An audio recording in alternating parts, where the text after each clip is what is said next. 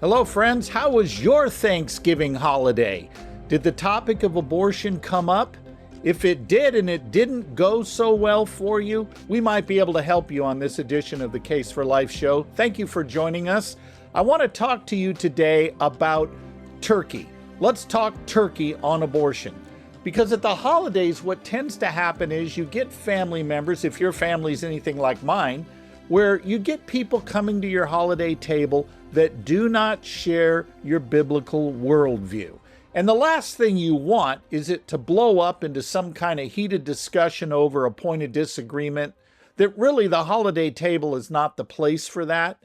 But is there a way to get some thoughtful questions out there that might help some extended family members rethink what they tend to view about abortion? And I think there are some questions you can ask, and I'll give you some today that will help you. We'll go over what I think are maybe the top 10 to 15 things you might hear around your table, and I'll give you some thoughts on how we might go ahead and address those. Now, by the way, before I go further, we have a course that will equip you to handle things like your Thanksgiving or Christmas dinner table, like talking to a friend about abortion, like raising your hand in a class at college and asking something thoughtful. We've got a course called Pro-Life 101 that in 1 week will equip you to make an intelligent defense for what you believe. Please see our sites for information on that. All right, let's talk turkey about the holidays. Suppose you've got an extended family member. I'm thinking of someone that at times comes to our holiday table who doesn't hold my pro-life view at all. She doesn't hold my views politically, and she doesn't hold my views theologically. But you know what? She's welcome at our table. And by the way, can I just say, you should welcome people who disagree with you to your holiday table. If they are family members, never throw up a roadblock that says, listen, because they don't agree with me on politics, theology, and ethics, I'm just going to ban them from participating in normal family gatherings around the holidays. Rather, think of that as an opportunity to gracefully engage them and maybe help them rethink where they're coming from. And you can do that without being a jerk. So let me go over some of the things you might hear. You might hear a family member say the following. Again, I'm just going to go through this list I worked. You know, you anti-choicers just don't trust women to make their own personal decisions. All right, there's a lot of loaded language in that, but I've heard this at times, even around the holiday table. And what I like to do at that point is ask a question rather than just respond with a statement. Because when you ask a question, you're inviting them to think and give their view without just responding to your statement, which ratchets up the heat level. Okay, so here's a thoughtful question you might put to them. If parents want to rough up their toddler in the privacy of the room, in the privacy of their bedroom, should we trust them to make their own personal choice on that question? Now, I like this for two reasons. Number one, it diffuses the situation a little bit. You're asking a question rather than making a statement. But secondly, it helps get us to the real issue. Look, we all know, if you've watched this show at all, you know that the real issue on abortion has nothing to do with choice, privacy, who loves women, who hates women, or forcing one's morality. Rather, it's about one question: what is the unborn? Before we answer the question, can we kill the unborn, we got to answer the question, what is the unborn? So this gets us to that question, what is the unborn? Now, the relative raising this question is going to come back obviously and say, well, that's different. The fetus isn't human. The toddler you're mentioning is. Okay, let's talk about that. Yes, you're right. But then that means the issue is not what can we do in the privacy of our bedroom. Rather, the issue is, what is the unborn? If the unborn are human, should they be killed in the name of trusting people or privacy or forcing one's morality? Of course not. Now, the relative is right to say, okay, wait, we got to talk about the issue, what is the unborn? And the relative is going to say, not a human being. All right, I disagree, but they're at least at the right landing point now. The issue in front of us is not choice, it's not privacy, it's not trusting women, it's what is the unborn. All right, and a related one you'll hear is this. Well, Why do you anti-choicers want to force poor women to bring another child into this world when they can't afford to feed the children they already have? Now, right away, you can notice that this assumes the unborn aren't human, because otherwise the objection is just silly. But here's the question you can ask in response. Don't get angry. Just say to the relative, hey, tell me what you think. When human beings get expensive, can we kill them? Is it okay for a parent to say, for example, I've already got 10 kids and I've got a toddler over here that's my 11th kid and I really can't afford to feed him. I'd like to balance the family checkbook. I want to eliminate my debt, my financial woes by eliminating this toddler. Well, obviously the answer is no. And again, the relative will probably protest and say, well, that's different. That toddler's a human being. The fetus we're talking about is not. Okay, again, we're at least now to the issue we need to talk about. What is the unborn? The issue is not choice. It's not privacy. It's not expense. It's not about who we like, who we don't, who we can feed, who we can't. The issue is one question: what is the unborn? So that's going to force them now to the issue we need to talk about, which is, are the unborn one of us? Are they human like you and I? If they are, should they be killed just because they're expensive? So again, we're bringing it back to the issue, what is the unborn? Now, you will also hear, of course, the infamous back alley argument. People will say, well, I was, last week marching for women's lives. Because, you get Donald Trump in here and the Republicans, and they want to restrict abortion, and that's going to drive women to the back alleys of America, and they're going to die from dangerous coat hanger abortions, and that's just not right. We need to make sure that we're able to have safe and legal abortion. So when they bring up that idea of safe and legal, here's a question you can ask. And do it without snark, because it is pointed, but do it without snark. Say, interesting you say that. Safe for whom?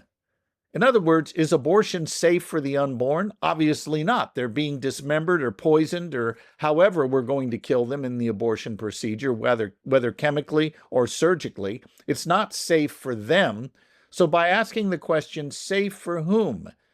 Then you'll see that they're assuming the unborn aren't human. I mean, think about this for a moment. Why should the law be faulted for making it more risky for one human to intentionally kill another completely innocent human being? I mean, we don't try to make theft safer for felons so they can do it safely and legally. In the same way, if the unborn are human, should we allow them to be intentionally killed so that those that want to do the killing can do it safely? I mean, this is absurd. It only works if you assume the unborn aren't human. So by gently saying safe for whom, you bring the issue back to the question, what is the unborn? Now, a related cousin question to this goes like this. If we restrict abortion, rich women will still be able to get abortions because they can travel to other states or other countries where abortion is allowed, but poor women can't afford travel expenses. Therefore, in order to have equity, to have it be fair to all women, abortion needs to be legal in all 50 states so that poor women and rich women can both have equal access to abortion. All right, again, notice this assumes the unborn aren't human. And here's the question you can ask, and do it gently, but here it is. Since when is equal opportunity to intentionally kill an innocent human being morally good? I mean, think about it. Rich people can afford to hire assassins to knock off their enemies and their competitors. Poor people can't afford that. Does that mean we ought to make the legalization of hitmen available to both rich and poor people so that you can have equal access to hitmen? Well, this is obviously silly. The objection only works if you assume the unborn aren't human. My buddy Frank Beckwith puts this real well. The vices of the wealthy do not become virtues simply because the poor are denied them. And that's spot on. Just because the rich can do things the poor can't does not mean what the rich are doing is morally permissible. The answer is not to make it available to the poor. The answer is to protect all unborn humans so that neither rich nor poor women are killing them. All right, another objection you'll get. We need abortion to control overpopulation. In other words, if we don't have abortion, we're going to have too many fetuses running around, and we're going to have scarce resources. Now, I always find this one, of course, very puzzling. Why are we threatened by children who aren't even eating our resources yet? I mean, no fetus is sitting at your Thanksgiving table consuming a turkey leg, all right? It's getting food from the mother, nourishment from the mother, yes, but the body's designed to do that. That's not a threat to the mother's well-being. What do we think here about the best way to respond? And here's the question I like to ask. If it's about consuming scarce resources, should we kill those who eat more or those who eat less? Now, this is, again, rather pointed, so make sure you're not asking it with snark. Try to dial back the snark. I mean, think about it. Why not? If the goal here is to preserve scarce resources, you know who we ought to kill? Teenage males, because they eat more than anybody else. If you have ever had a teenage son in your house, you know very well they are capable of consuming boatloads of food.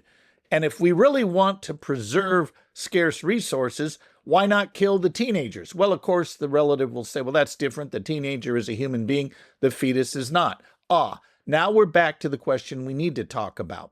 If the unborn are human like that teenager, should they be killed for consuming resources any more than we'd kill that teenager? That's different, the relative may say. You're assuming the unborn are human, and I don't accept that. Well, they're assuming they're not human, and I don't accept that. But again, be gentle here, but bring it back to the question, what is the unborn? All right, you'll also hear, well, we need abortion to prevent child abuse. That if we let these kids be born into families where they're unwanted, we're going to end up with kids that are going to get abused and battered, and that's a bad thing. Abortion prevents that. Again, very gently ask this question. Would it be okay to kill a 2-year-old abuse victim to prevent his abuse at age 5? In other words, can we kill 2-year-olds to prevent 5-year-olds from being abused? Well, the answer, of course, is silly. Just because a child is being abused does not mean he has earned a death sentence. This argument only works if you assume the unborn are not human. Nobody would suggest we can kill a toddler who's being abused in order to prevent him being abused later in life as an older child or perhaps even a teenager. A related objection goes, well, abortion prevents unwanted children, and we don't want unwanted children running around. And the question I would put is this. Hey, the homeless are unwanted. Can we kill them? In other words, this whole objection of unwantedness falls on its face unless, once again, you're assuming the unborn aren't human. And I'll give you a little heads up here. Virtually everything you'll hear around your holiday table about abortion is going to assume the unborn aren't human. And the way you'll know that is, just ask yourself this question as you're listening to what the person's saying. Would this argument work as a good argument for killing a toddler? If the answer is no, your relative is assuming the unborn are not human. All right, another objection you may hear around the dinner table. Well, laws against abortion impose morality on people who might disagree. Well, there are people I know who think spousal abuse is perfectly acceptable. Would we say that we should not have laws against spousal abuse because it's forcing a moral perspective on those who might think it's okay to treat your spouse that way? This is absurd. Again, we're assuming the unborn aren't human. Nobody would say that laws against killing toddlers wrongly impose a moral perspective on those who might want to abuse or kill toddlers. They only say that about fetuses because they assume the unborn aren't human. All right, here's the next one your family member may bring up. Well, I support health care for all human beings, rich, poor, illegal immigrants, legal immigrants, citizens, non-citizens. Health care is a universal right, and abortion is part of health care. Here's the question I like to ask. Healthcare is about healing. Would you agree? And they ought to. Then the next question is this: who is healed by abortion? Are the embryos and fetuses that are destroyed healed by abortion? Are they healed by this procedure? The point here is this: abortion being healthcare is just nonsensical. Healthcare is about who are we healing, not who we get to destroy. This is simply trying to co-opt language to help the pro-abortion side out. All right, you're also going to get things that are a little more personal aimed at you, and this is where you're going to have to work really hard to dial down the rhetoric. We're going to take a break, though, before we get to that. When we come back, I want to talk about those personal attacks that you're going to have to navigate very carefully, but you want to do so in a pointed way that helps your family member think. Again, I want to remind you, don't shun family members who don't agree with you on all your theology, your politics, and morality. Holidays should be a time, by and large, to diffuse what are normal tensions in families. However, if there's an opportunity to help people think clearly on the issue of pro-life, you should take advantage of it, but do so in a way that helps them think more than antagonizes them. All right, we'll take a break and we'll take up the personal attacks when we come back. Hello, friends. You need to be careful out there. One of the reasons you need to be careful, it's not just critics on the left who are criticizing the pro-life position. It's people in our own ranks who are muddying the waters about what it means to be pro-life. If you want clarity and the ability to articulate your pro-life view persuasively, you need to get some training. And we have a course, Pro-Life 101, that can help you do just that. In just 7 days, you can equip yourself to engage critics both within our movement and those without, who are trying to change the definition of what it means to be pro-life. It's vital you know what the basic issues are. It's vital you know how to simplify the issue, avoid those that are trying to unduly complicate it, and make a persuasive case. We can help you do that. See our sites for information on the course. Hello, friends. Welcome back. I want to remind you also about our primary sponsor, Life Training Institute. If you'd like to have one of our speakers address your group or your pregnancy center banquet and help equip your listeners to defend life, we can help you with that. See our sites for information on that. All right, you may be sitting around the table enjoying a very peaceful and sublime turkey dinner when all of a sudden your Aunt Betty says to you, "Why is it that you as a man think you have a right to speak on abortion?" Now, okay, notice something here. We have shifted from somebody assuming the unborn aren't human to somebody launching a personal attack against you. This is where you want to try to diffuse the situation, but still give them something to think about. So I might look at it this way. I might say to Aunt Betty, "Aunt Betty, I want to make sure I understand you here. I'm trying to understand you here. Could you help maybe clarify a couple of things? Do you think that arguments have gender? In other words, if somebody argues Socrates is a man, all men are mortal, therefore Socrates is mortal, where does that argument have a sex organ? Because obviously arguments do not have genders, people do.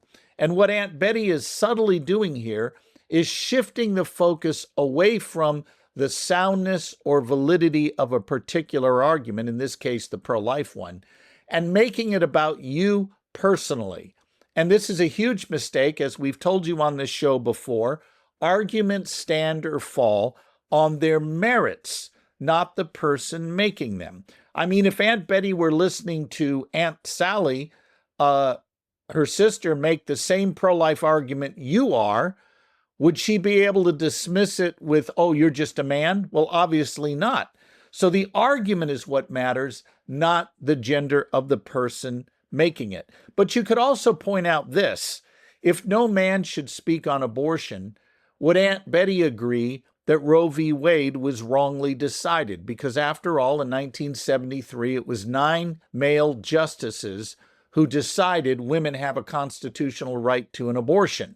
They invented that out of thin air, but the point here is that there were no women on the court at that time. If no man should speak on abortion, shouldn't that decision be overturned? Because after all, there were no men speaking. I should say there were no women on the court speaking at that time. It was only men. This should help Aunt Betty understand that arguments stand on their merits, not the person making them.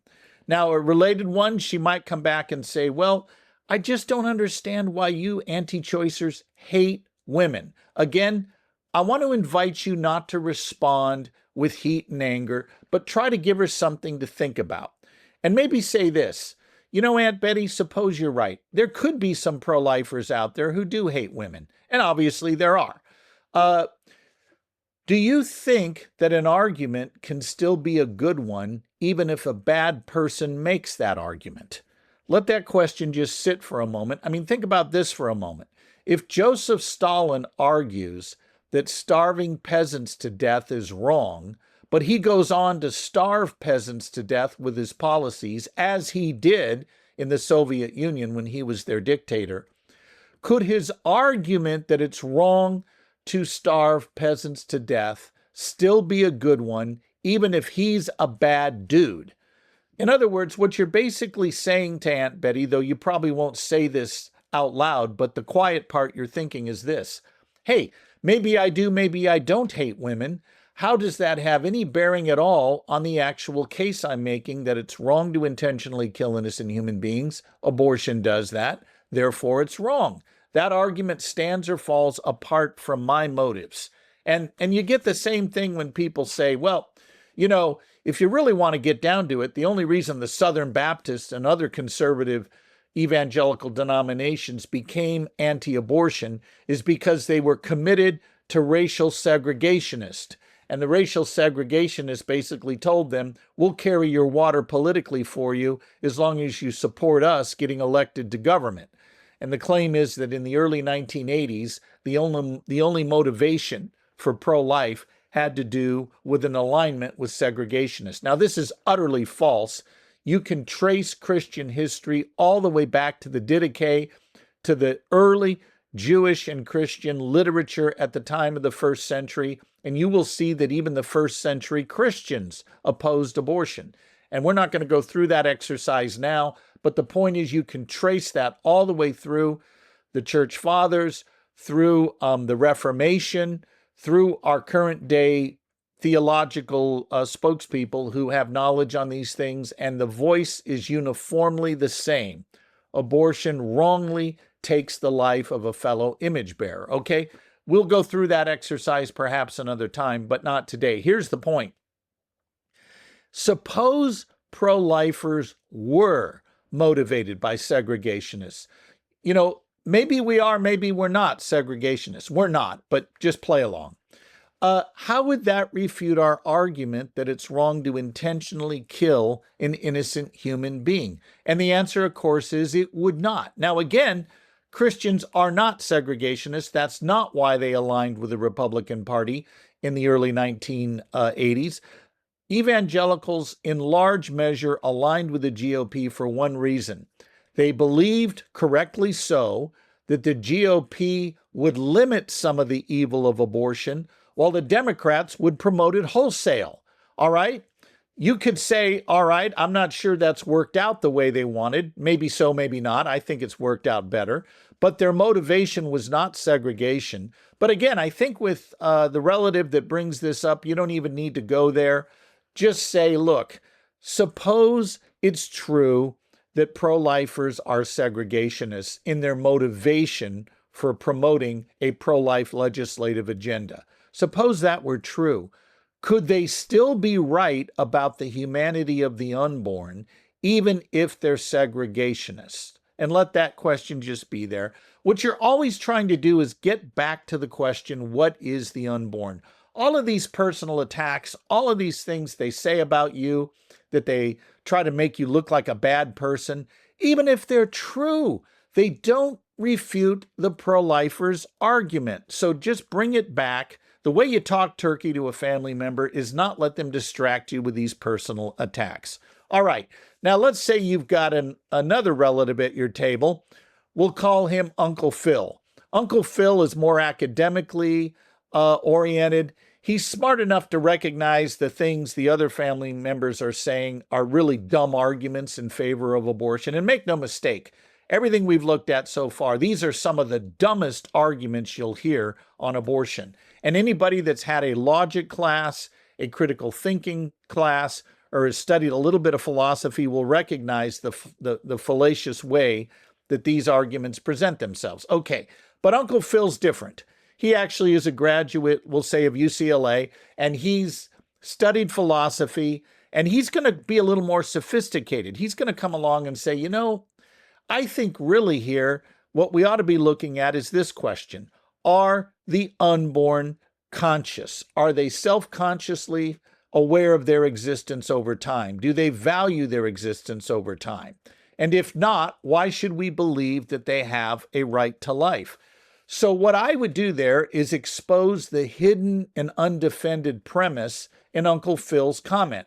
Notice what the hidden and undefended premise is, that self-awareness or self-consciousness is what gives us value. Here's the thing. Uncle Phil needs to argue for that. It's not enough for him to simply assert it. So I might say to him, tell me what you mean, Uncle Phil, by self-awareness. Do you mean actual self-awareness? That means we can be killed when we're sleeping. Do you mean having the immediately exercisable capacity for self-awareness? Well, that would protect us while we're sleeping, but not while we're under anesthesia during surgery. Or do you mean having a basic natural capacity for self-awareness? Well, if that's the case, it would protect us while we sleep. It would protect us while we're having surgery, but it would also protect the embryo or fetus, because although they can't immediately exercise self-awareness, they have a natural capacity for it in virtue of what they are. Now, here's a question from my friend Stephanie Gray that you could also put to Uncle Phil. Uncle Phil, tell me, what's the difference between an amoeba and the embryo or fetus? Neither is self-aware. Why do we think of the amoeba as being different than the fetus or embryo that's not yet self-aware or conscious? Neither one is self-aware, neither one is conscious. But are they different? And of course, he's going to have to say yes, but why are they different? Well, the reason the amoeba is not self-aware is it's not in its nature to be self-aware. The embryo or fetus is simply not self-aware because of its age, its maturity. It is in the category of not yet being self-aware, but it will one day because of its nature. That's a question that will help a thoughtful guy like Uncle Phil process his thoughts about his assertion that self-awareness is what gives us value.